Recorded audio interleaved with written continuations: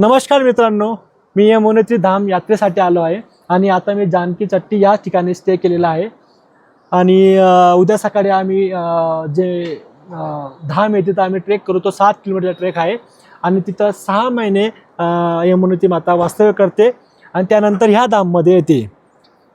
आणि इथं तुम्हाला सांगतो, इथं खूपच रिजनेबल हॉटेल भेटली मला. तुम्ही बघू शकता, तुम्हाला दाखवतो मी मधून. या जानकी चट्टीमध्ये तुम्ही कधी पण येणार तर तुम्ही इथं स्टे करा.